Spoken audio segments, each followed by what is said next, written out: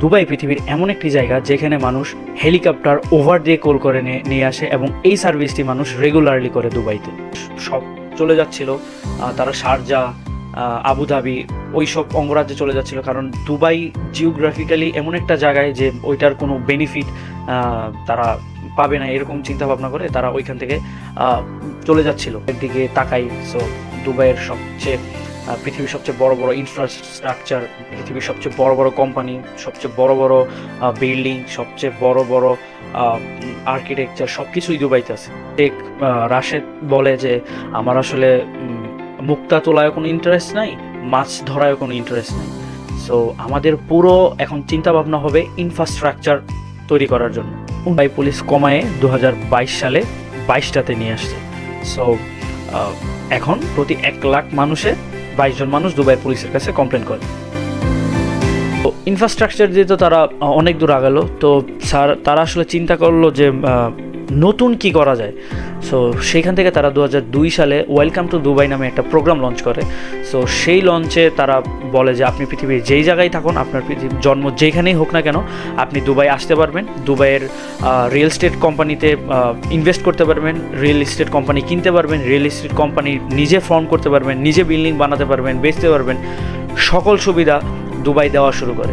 তখন দুবাই এমন বুম হওয়া হয় যে পুরা পৃথিবীর যে ক্রেন লাগে দুবাইতে, সেই ক্রেনের প্রায় 25% তখন দুবাই ছিল। পুরা পৃথিবীর 25% ক্রেন যেটা দিয়ে বিল্ডিং বানানো হয়, তার 25% দুবাইতে ছিল, এবং একের পর এক বিল্ডিং বানাচ্ছিল দুবাই এবং বিক্রি হয়ে যাচ্ছে। সো এখানে আসলে দুবাইয়ের একটা নেগেটিভ ইম্প্যাক্টও পড়ে।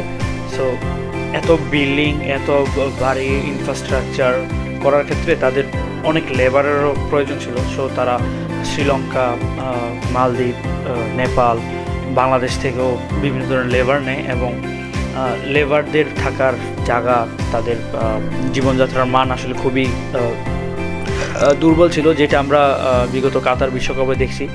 সো পশ্চিমা বিশ্ব যতই বলুক যে তারা এটা নিয়ে সোচ্চার, এটা নিয়ে কথা বলতেছে, বাট তারা আসলে আলটিমেটলি দুবাই ইনভেস্ট করা কমায় নাই, বরঞ্চ বাড়াইছে। তারা দুবাই হোটেল কিনছে, দুবাইতে ঘুরতে আসছে, দুবাই বিজনেস বৃদ্ধি করছে, সব কিছুই করছে, বাট তারা ওই দিকে আসলে ওই রকম নজর দেয়নি।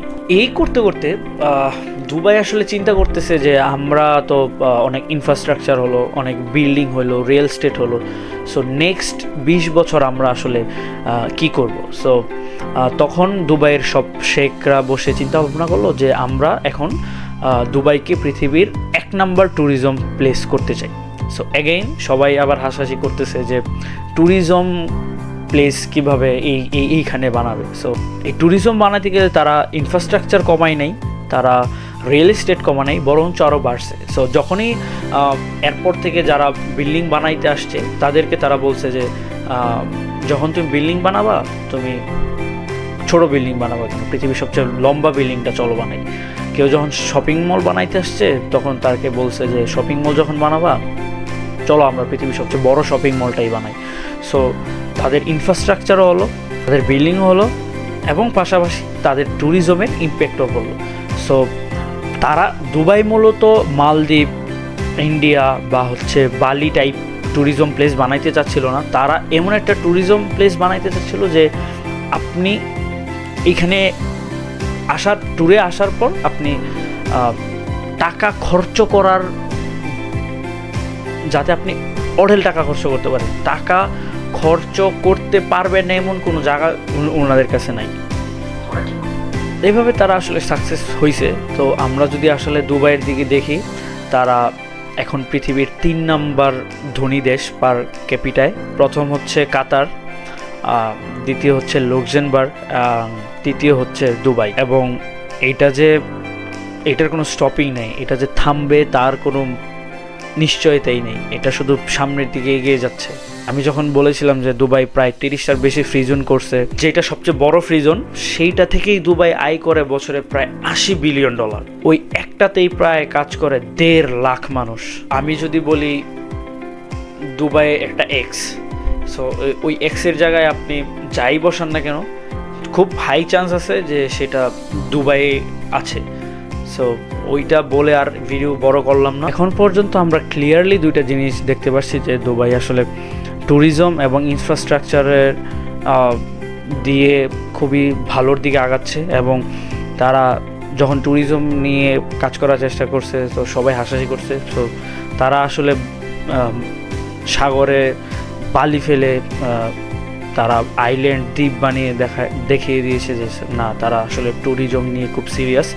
সো এখন যদি আমরা দুবাইয়ের দিকে তাকাই, দুবাই আসলে বর্তমান বিশ্বের যত বড় বড় এন্টারপ্রেনার টাইপ মানুষজন আছে তাদেরকে নিতে যাচ্ছে, তাদেরকে ভিসা দিচ্ছে। দুবাই এখন ট্যাক্স ফ্রি করে দিয়েছে, যে তুমি আমার দেশে আছো, ব্যবসা করো, তোমাকে ট্যাক্স দিতে হবে না। কর্পোরেট ট্যাক্স বলো, পার্সোনাল ট্যাক্স বলো, নাথিং। সো যদি আজ থেকে 20 বছর পর দেখেন যে পৃথিবীর সবচেয়ে বড় বড় কোম্পানিগুলো দুবাইতে ফর্ম হচ্ছে, সো ওইটা খুবই আশ্চর্যের বিষয় হবে না। সো এইটা আসলে দুবাইয়ের দিকে তাকাইলে আমরা বুঝতে পারি যে যদি কেউ অ্যাকচুয়াল কাজ করার মন মানসিকতা নিয়ে ভীষণ সামনে রেখে কাজ করে, সো সেই ক্ষেত্রে অবশ্যই তারা সাকসেস পায়। যদি কেউ এক্সকিউজ দেয় যে আমেরিকা তো 150 বছর 200 বছর আগে শুরু হয়েছে, সো আমরা মাত্র 50 বছর হয়েছে স্বাধীনতা পাইছি, সো ওই ক্ষেত্রে দুবাই একটা আদর্শ এক্সাম্পল হইতে পারে যে কাজের মতো কাজ করলে obviously we get a bright shine in our future. So এইটাই ছিল আজকের মূল ভিডিও।